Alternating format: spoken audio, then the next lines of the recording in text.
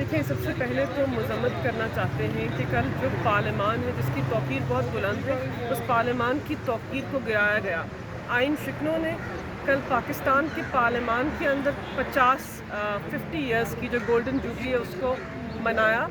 اسی پارلیمان سے پاکستان کی اعلیٰ عدالت کی آزادی کے اوپر ایک منظم حملہ کیا گیا جو قابل مذمت ہے۔ دیکھیں، پاکستان کا جو آئین ہے اس کے اندر ٹرائیکوٹمی آف پاورز کا کانسیپٹ ہے، یعنی آئینی اداروں کا، عدلیہ کا، پارلیمان کا، مقننہ کا جو دائرہ اختیار اور حدود و قیود ہے وہ طے ہے۔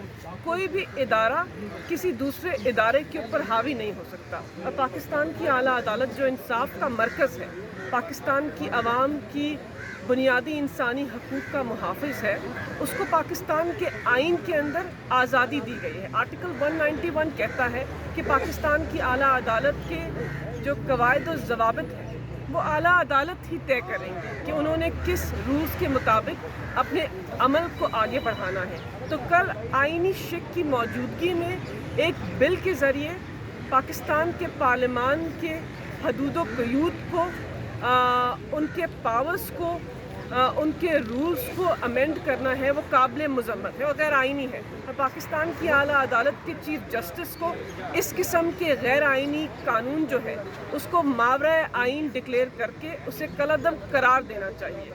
ہم بھرپور مذمت کرتے ہیں ایسے اقدامات کی جہاں پر وہ لوگ جو غیر آئینی طور پر اقتدار میں آئے ہیں، جنہوں نے اپنے 12 سیاہ ماہ کے اندر پاکستان کی عوام اور عوامی نمائندوں کے اوپر مظالم ڈھائے ہیں، جنہوں نے ہر وہ اقدام کیا ہے جو ماورائے آئین ہے، اور جب وہ مکمل نہیں تھا تو پاکستان کی سب سے بڑی اعلیٰ عدالت کے اوپر حملہ کر دیا۔ اور کیوں حملہ کیا؟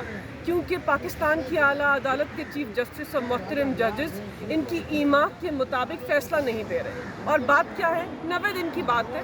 آئین کے اندر درج ہے کہ جب بھی اسمبلیاں تحلیل ہوں گی 90 دن کی مدت کے اندر انتخابات کا عمل آگے بڑھے گا۔ آئینی شک کے اوپر عمل درآمد کرانے کی وجہ سے آپ سپریم کورٹ کو دھمکیاں دے رہے ہیں، آپ سپریم کورٹ کے اوپر اثر انداز ہو رہے ہیں اور آپ کھلے عام برملا کہہ رہے ہیں۔ میں کہتی ہوں کہ اس کی کوئی نظیر نہیں ہے ہمارے جمہوری نظام نے، عامروں نے بھی شاید یہ نہیں کیا تھا۔ یہ جمہوریت کے لبادے کے اندر عامر ہے، یہ کہتے ہیں ہم جمہوری رویہ رکھتے ہیں۔ آپ جمہوری رویہ رکھتے ہیں اور پاکستان کی عوام کی آنکھوں کے سامنے کہتے ہیں کہ ہم اعلیٰ عدالت کے تحریر نامے کو نہیں مانتے۔ کس طرح نہیں مانتے؟ آپ پاکستان کے نظام کی، پاکستان کے آئین کی، پاکستان کے دستور کی، پاکستان کی جمہوریت کی نفی کر رہے ہیں۔ اگر آپ پاکستان کی اعلیٰ عدالت کے تحریر نامے کو نہیں مانتے تو پاکستان کی عوام آپ کی حکومت کو نہیں مانتے۔ اگر آپ نے یہ نظیر رکھنی ہے تو ملک کے اندر جنگل کا قانون پھیلے گا، ملک کے اندر لا قانونیت پھیلے گی۔ یہ نہ کیجیے۔ پاکستان کی اعلیٰ عدالت کے جو تحریر نامے ہیں ان کو مانیں، جو قانون آپ نے پاس کروایا ہے اس کو کالعدم قرار دینا چاہیے۔ پاکستان کی اعلیٰ عدالت کو پہلے بھی دے چکے ہیں، اور اس کے بعد عام انتخابات کے عمل کو 90 دن کے اندر آگے بڑھنا چاہیے، کیونکہ یہ ایک آئینی شک ہے، یہ تحریر نامے کی توقعات ہے اور اس کو پورا کرنا حکومت وقت کے اوپر لازم ہے۔ سر، ترمیم کے لیے میڈم 2/3 میجارٹی چاہیے ہوتی ہے، وہ ہے نہیں اس وقت، لیکن دوسری طرف انہوں نے کہا ہے کہ وہ دوسرا ایک بل لایا گیا ہے، وہ الیکشن فائننس سے متعلق ہے، تو وہ تو پارلیمان کے ذریعے پیسے رکھوانے کا عمل ہے، تو اس کے یہ دونوں چیزیں رہ سکتی ہیں یا چیلنج ہے؟ دیکھیے، جہاں تک آپ نے بات کی کہ آئین کے اندر ترمیم کے لیے 2/3 اکثریت چاہیے، آپ کی بات سے مکمل اتفاق کرتی ہوں۔ بالکل آئینی ترمیم کے لیے 2/3 اکثریت چاہیے۔ آپ کے پاس وہ 2/3 اکثریت نہیں ہے، آپ کے پاس ایک مکمل پارلیمان نہیں ہے۔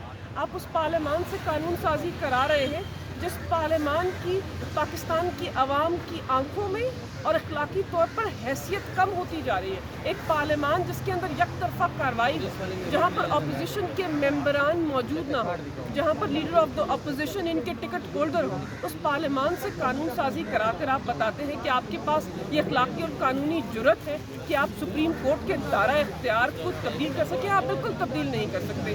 جہاں تک بات کی آپ نے الیکشن ایکسپینسز کی، دیکھیے اس کے اوپر حماد اظہر کل ایک تفصیلی پریس کانفرنس کر چکے ہیں کہ جو انہوں نے اب نئی نظیر رکھنا شروع کر دی ہے کہ پارلیمان کو مد مقابل کر دیا ہے پاکستان کی عدلیہ کی، یعنی آپ نے اداروں کے اندر تصادم جو ہے اس کو آپ آگے بڑھا رہے ہیں۔ کیا ضرورت تھی الیکشن ایکسپینسز کا جو فنڈ ہے، ایکسپینڈیچر ہے، اس کو پارلیمان سے پاس کروانے کی؟ یہ تو انتوا کی کوشش کر رہے ہیں۔ الیکشن ایکسپینسز کا جو ایکسپینڈیچر ہوتا ہے وہ چارج ایکسپینڈیچر ہوتا ہے. آرٹیکل 84 کے اندر واضح طور پر وہ درج ہے کہ کس طرح اس کو آپ پارلیمان کے اندر پیش نہیں کرتے, اس کی منظوری کابینہ دیتی ہے.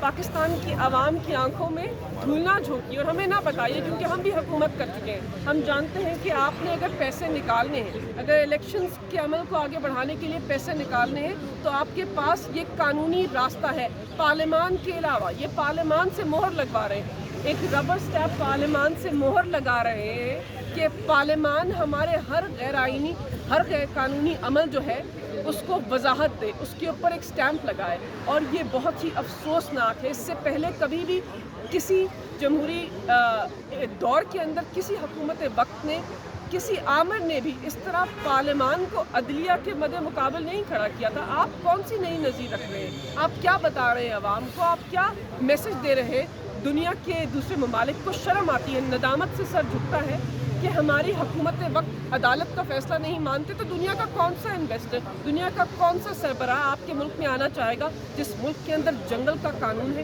جہاں ووٹ کے حق کو استعمال نہیں کر سکتے, جہاں آواز کو بلند کرنے کے اوپر آپ کو نظر بند کیا جاتا ہے, جہاں عوامی نمائندے انصاف مانگے تو ان کو برہنہ کیا جاتا ہے. یہ کون سا قانون ہے؟ یہ کون سا نظام ہے؟ اس کی جتنی مذمت کی جائے اتنی کم ہے. لیکن انشاءاللہ پاکستان کے وکلاء, پاکستان کی عوام جو اس ملک کے حاکم ہیں, وہ پاکستان کی اعلیٰ عدالت کے چیف جسٹس اور ان کے محترم ججز کا تحفظ کریں گے. انشاءاللہ قانون اور آئین جیتے گا اور پاکستان کی عوام کی فتح ہوگی.